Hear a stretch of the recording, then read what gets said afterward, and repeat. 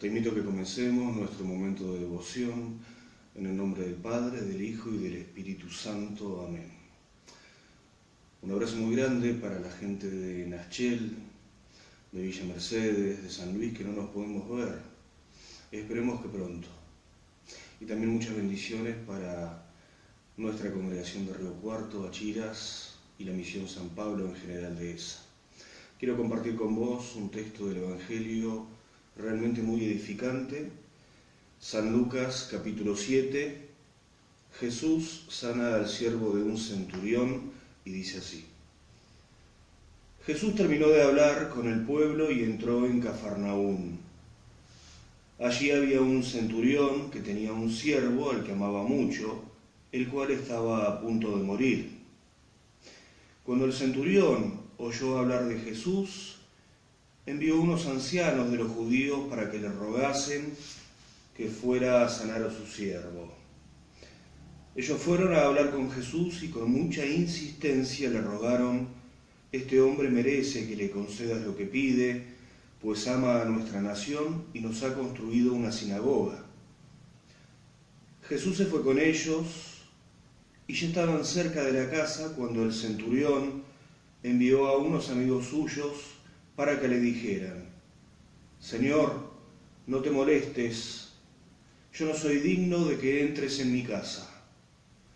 Ni siquiera me consideré digno de presentarme ante ti, pero con una sola palabra tuya mi siervo sanará. Yo mismo sé lo que es estar bajo autoridad, lo que es tener soldados bajo mis órdenes. Si a uno le digo ve, él va, y si le digo ven, él viene. Cuando Jesús oyó esto, quedó admirado del centurión. Se volvió entonces a la gente que lo seguía y le dijo: quiero decirles que ni siquiera en Israel he hallado tanta fe. Los que habían sido enviados regresaron entonces a la casa y se encontraron con que el siervo ya estaba sano.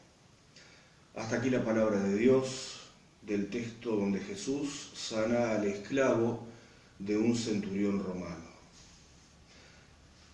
Las autoridades judías vienen a pedirle a Jesús que sane al esclavo de un centurión, de un soldado romano, casi obligándolos, ya que este hombre había simpatizado con el pueblo de Israel e incluso había donado para la construcción de una iglesia, de una sinagoga judía. Un centurión era un hombre bastante importante dentro de las legiones romanas.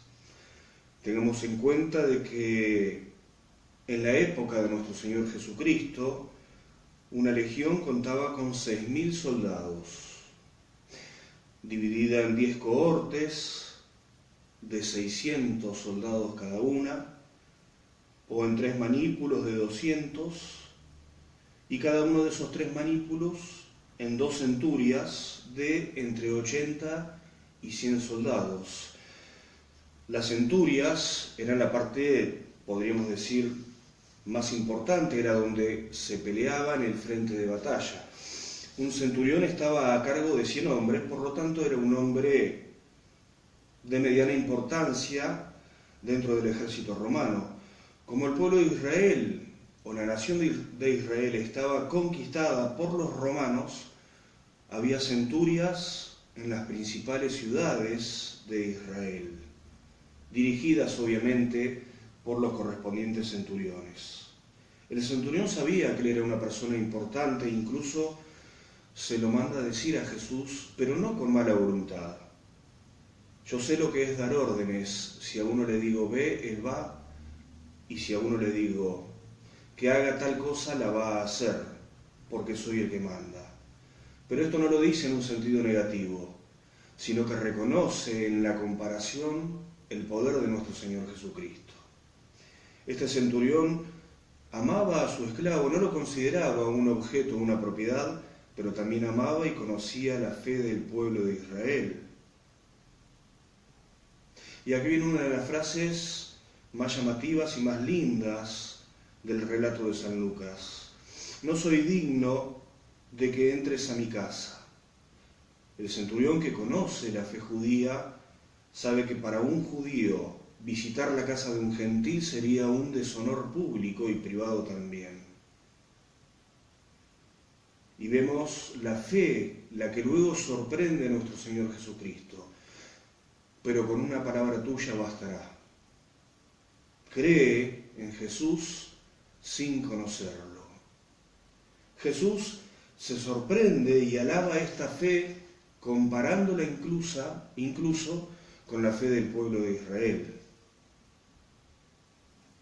Por supuesto, Jesús sana al siervo, al esclavo de este centurión. Nosotros, también como el centurión, necesitamos a Jesús.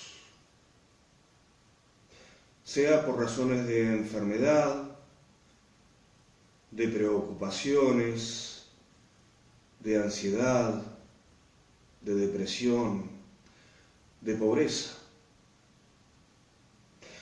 Y nosotros, tal vez como el centurión, en un momento de oración podemos decirle a Jesús: Señor, no soy digno de que entres a mi casa, pero una palabra tuya bastará. Y por supuesto que Jesús, así como tuvo misericordia del centurión, así también tiene misericordia de nosotros, escuchando nuestros ruegos, nuestras peticiones y aliviándonos. Jesús ayuda a un enemigo, ayuda a un oficial del ejército del país que estaba conquistando Israel. El amor del Señor tiene misericordia para con todos los que creen en Él. Nuestro Señor siempre nos responde y nos ayuda. Qué hermoso saber esto y cuánta enseñanza nos trae el Santo Evangelio. Confiemos en el Señor, tengamos siempre fe en Él. Y terminemos con un momento de oración. Te damos gracias por tantas bendiciones que de ti recibimos. Señor, nosotros como los discípulos te pedimos, aumenta nuestra fe. Amén. Que el Señor te bendiga y tengas un hermoso fin de semana.